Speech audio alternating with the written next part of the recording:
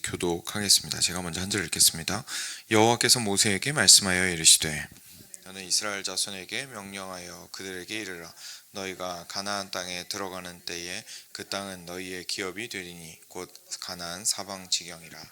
너희 남쪽은 에돔 곁에 접근한 신광야니 너희의 남쪽 경계는 동쪽으로 염해 끝에서 시작하여 아그라빔 언덕 남쪽에 이르고 신을 지나 가데스바네아 남쪽에 이르고 또 하살라다를 지나 아스몬에 이르고 아스몬에서 돌아서 애굽 시내를 지나 바다까지 이르느니라.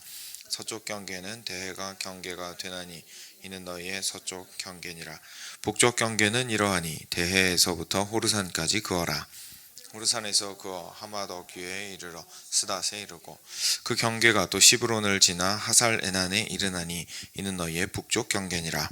너희의 동쪽 경계는 하살 에난에서 그어 스밤에 이르고 그 경계가 또 스밤에서 리블라로 내려가서 아인 동쪽에 이르고 또 내려가서 긴네렛 동쪽 해변에 이르고 그 경계가 또 요단으로 내려가서 염해에 이르나니 너희 땅의 사방 경계가 이러하니라. 모세가 이스라엘 자손에게 명령하여 이르되 이는 너희가 제비 뽑아 받을 땅이라.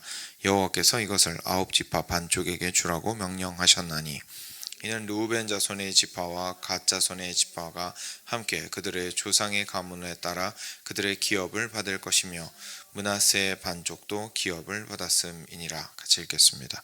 이 두 지파와 그 반 지파는 여리고 맞은편 요단 건너편 곧 해 돋는 쪽에서 그들의 기업을 받으리라. 아멘. 네. 가나안 땅의 경계에 대해서 오늘 말씀해 주시고 있는 부분입니다.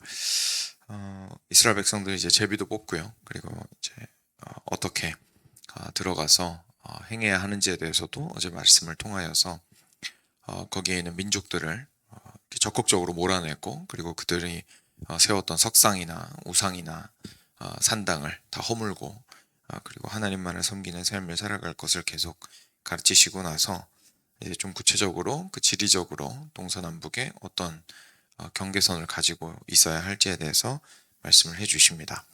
근데 맨 마지막에 방금 읽었던 것처럼 지금 말씀하신 부분은 요단강 건너간 다음의 이야기이죠.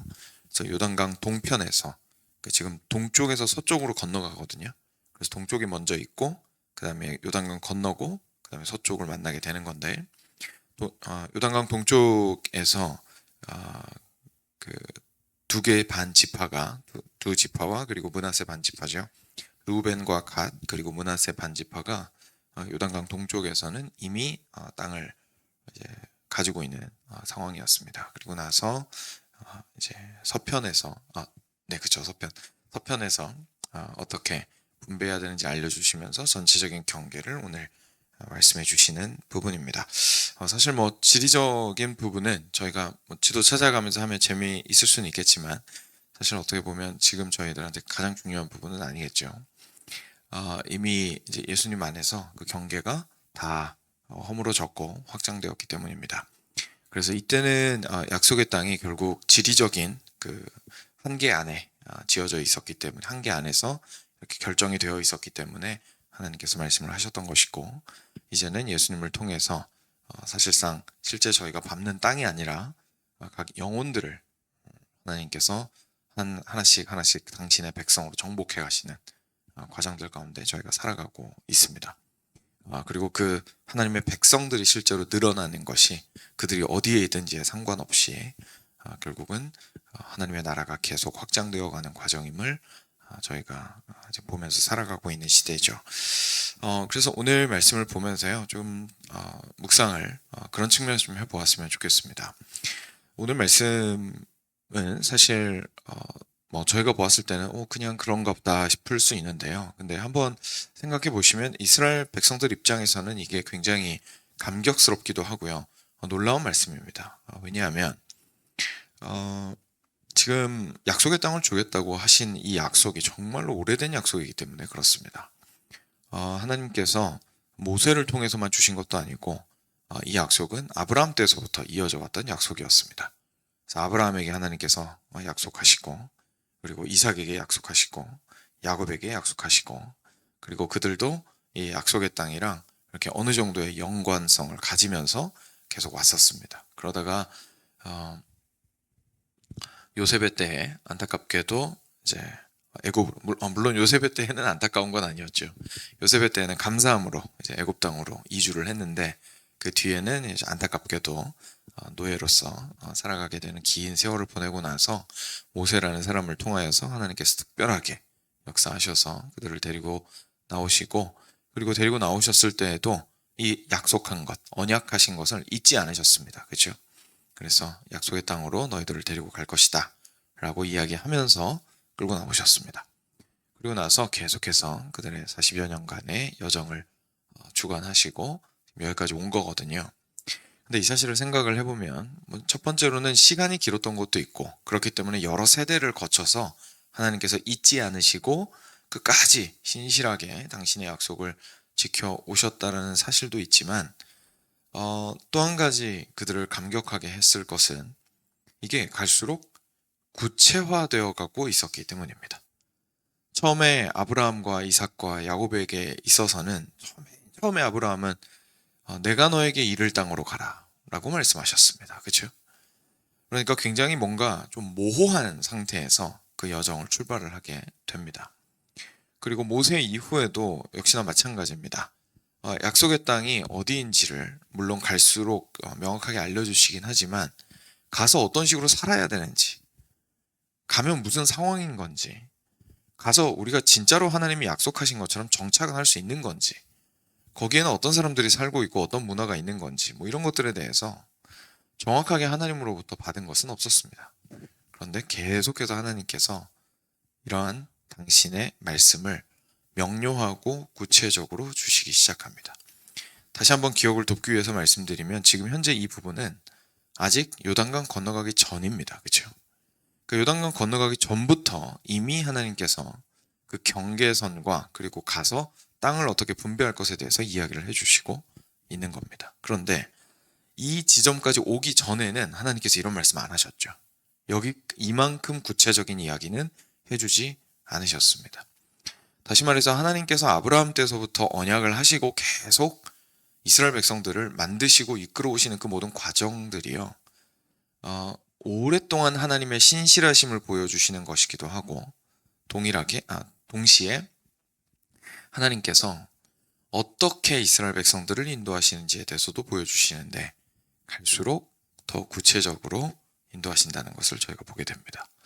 근데 그 구체적으로 인도하신다라는 건요, 좀 우리 입장에서 표현을 해보자면 이렇게 표현할 수 있습니다. 하나님의 인도하심이 더 와닿게 되었다는 겁니다. 그렇죠? 더 와닿게 되었다는 겁니다. 정말로 눈에 보이기 시작했다는 겁니다. 처음에는 우리 도대체 어디 가는 거야? 일단 가라는 대로 가. 일단 모세가 앞에서 끌고 있으니까 가라는 대로 가자. 그리고 하나님께서 이렇게 구름 기둥 불기둥으로 어디로 갈지 보여주시니까 일단 그거 따라서 가. 그죠? 처음에 어디로 가는지도 모르고 막 다닙니다. 근데 그러다가 그 앞에 가서 정탐꾼까지 보냈는데 본인들이 믿음으로 져버렸습니다. 우리 안 들어갈래요. 하나님께서 그러면 돌아라. 정신 좀 차려야겠다.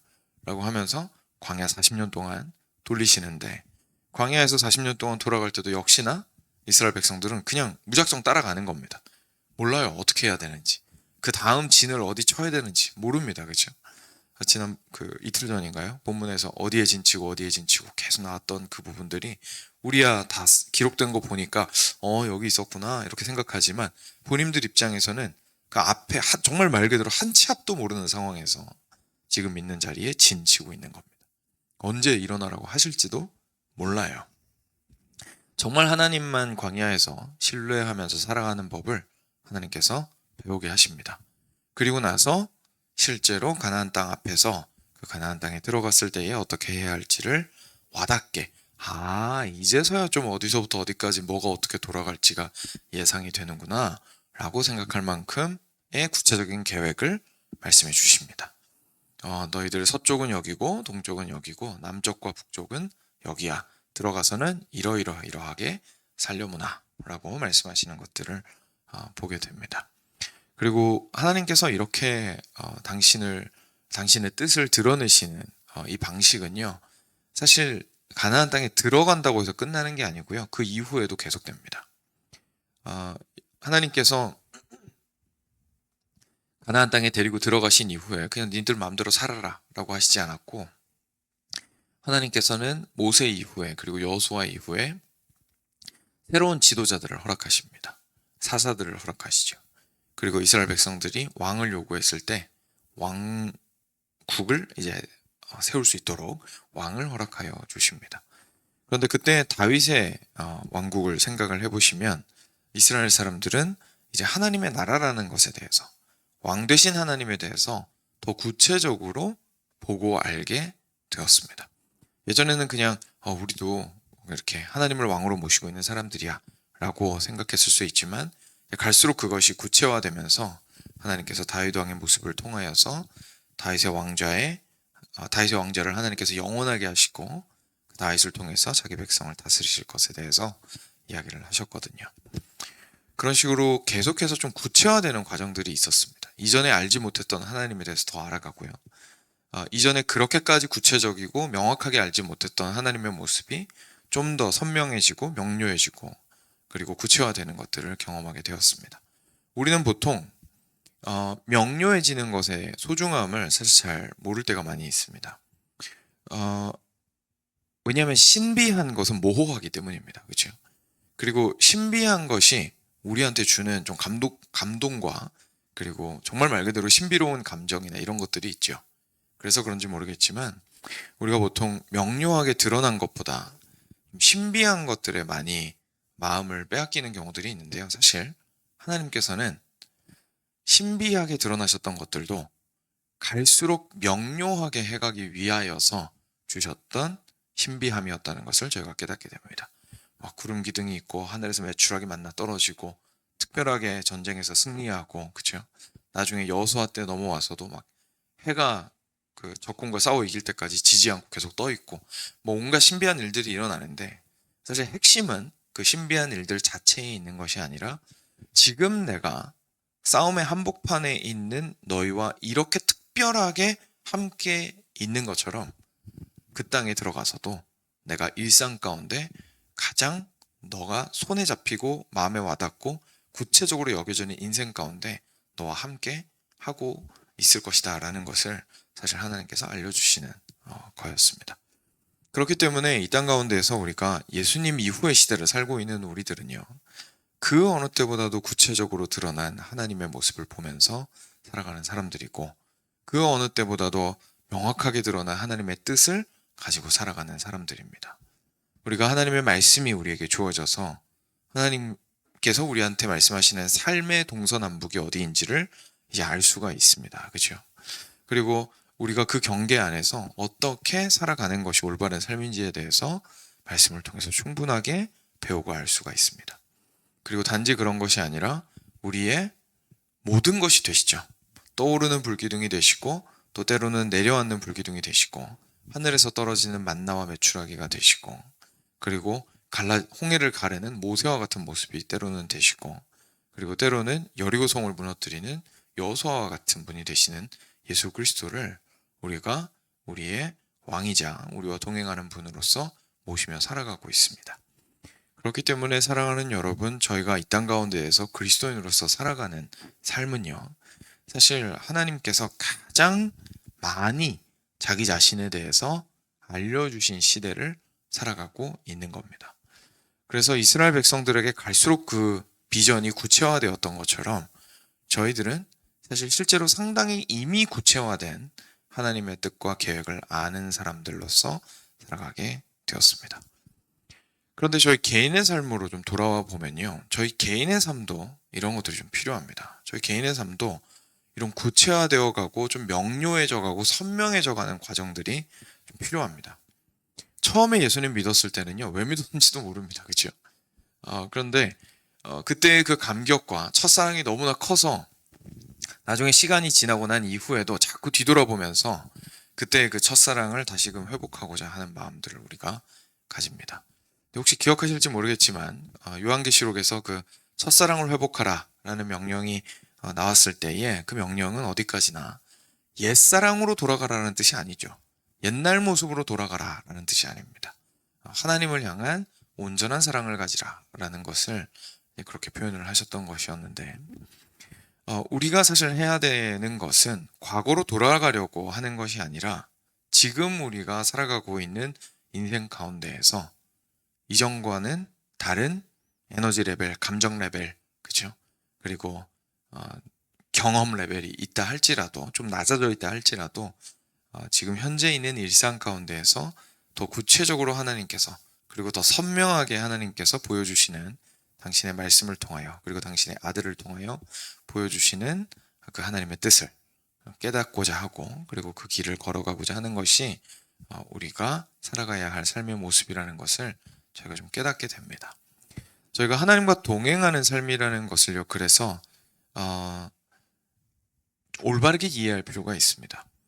마치 하나님과 동행하는 삶을 앞서 좀 표현드린 것처럼 모호한 삶으로 생각을 해서 동서남북 경계도 안 주시고, 어느 지역에 땅 내려야 되는, 뿌리 내려야 되는지도 안 알려주시고, 그냥 계속 광야 헤매던 때처럼 가라고 하시면, 가라는 음성이 들리면 가고, 가지 말라고 하시면 안 가고 하면서 자신의 삶을 스스로 살아내기를 거부하고 있다면, 사실 그거는 하나님께서 주신 삶의 모습이 아닙니다.